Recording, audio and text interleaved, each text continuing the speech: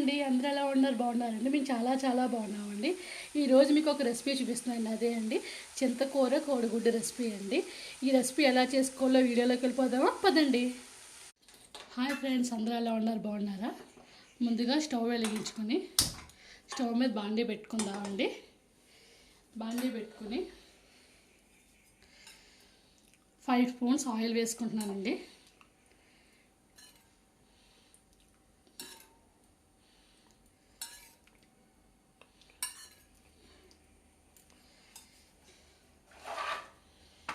Oil వేసుకున్న తర్వాత oil heat ఎక్కాలండి.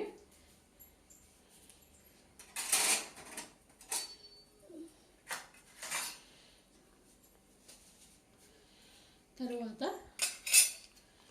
3 పెద్ద సైజు ఉల్లిపాయలు ముక్కలు వేసుకుంటున్నానండి.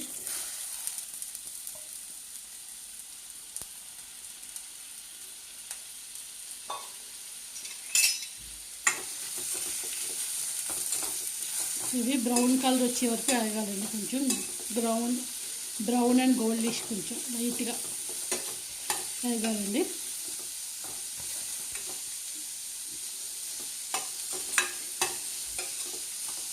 ఇలా వేగుతున్నప్పుడే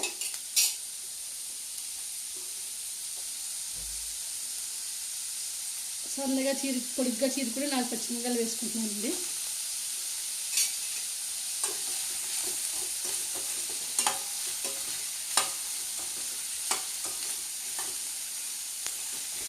ఉల్లిపాయలు ఎప్పుడు సిమ్లో ఇలా వేసుకోవాలండి.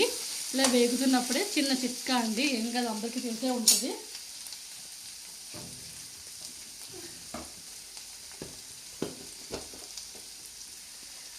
దానికి రుచి తగ్గ సాల్ట్ వేసుకుంటే ఉల్లిపాయ ముక్కలు తొందరగా ఎగిపోతాయండి.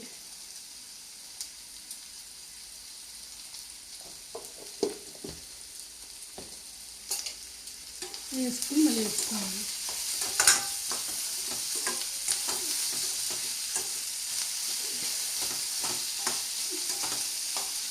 అలాగే మనం ఏదైనా వంట చేసినప్పుడు ఉల్లిపాయ ముక్కలు ఇలా వేసుకున్న తర్వాత ఏదైనా సరే మూత పెట్టుకుంటే గ్యాస్ ఎక్కువ వేస్ట్ అవ్వదండి.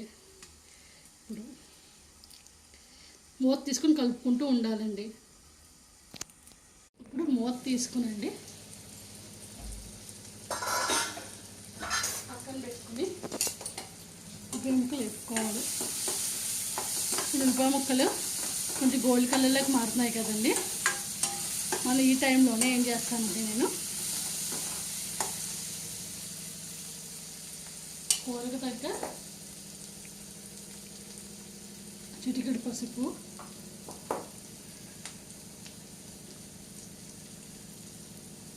2 స్పూన్స్ కారం తీసుకుంటున్నానండి. దీన్ని బాగా కలుపుకుని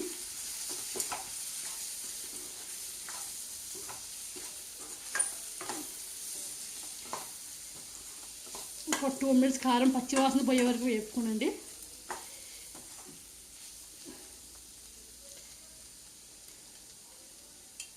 నేను 5 ఎగ్స్ తీసుకున్నానండి.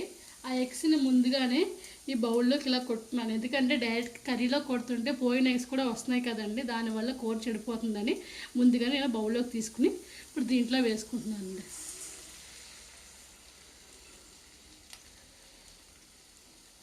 ఇలా వేసుకుని ఒక 2 మినిట్స్ మనం ఎటువంటి కలపకుండా మూత పెట్టుకోవాలండి. అప్పుడు మూత తీసుకునండి మనం ఒకసారి కలుపుకుందామండి.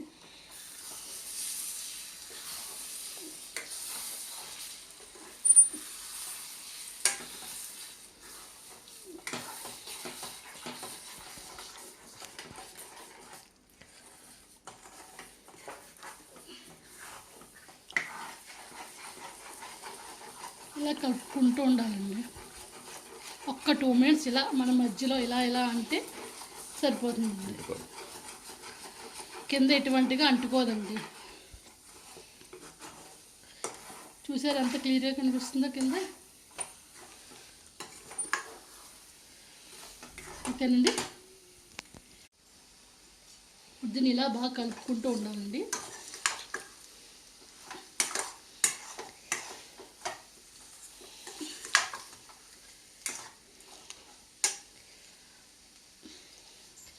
ఈ టైంలోనే ఈ కర్రీకి స్పెషల్ అండి. ఇదేంటో చెప్పుకొని చూద్దాం. దీన్ని చింతకూర అంటారండి. ఇప్పుడు మనం దీంట్లో వేసుకుందామండి.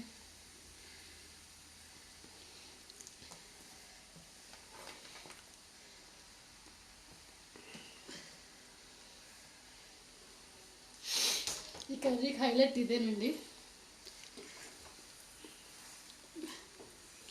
చింతకూర వేసుకుని మనం కలుపుకోవాలండి.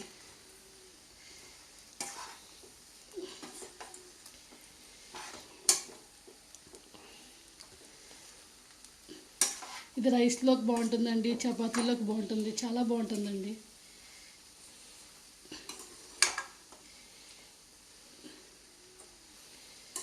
పులుపు ఎక్కువ తినకూడదు అంటారు, కానీ అప్పుడప్పుడు చింతకూర తింటే మంచిదేనండి, సి విటమిన్.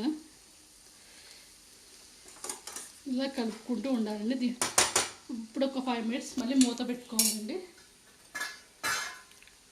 మధ్య మధ్యలో కలుపుకుంటూ ఉండాలండి. ఇప్పుడు మూత తీసుకున్నాను, మళ్ళీ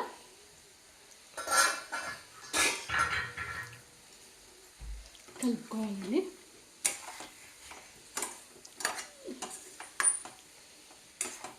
అంతేనండి, ఎంతో ఈజీగా చేసుకునే చింతకూర ఎగ్ కర్రీ రెడీ అయిపోయిందండి. ఈ కర్రీ అన్నిటిలోకి చాలా బాగుంటుందండి. దీని పక్కన పప్పుచారు కానీ రసం కానీ ఏదైనా పెట్టుకోవచ్చండి. చాలా సింపుల్గా ఈజీగా బ్యాచిలర్స్ కూడా ఎవరైనా ఈజీగా చేసుకోవచ్చండి ఈ కర్రీ.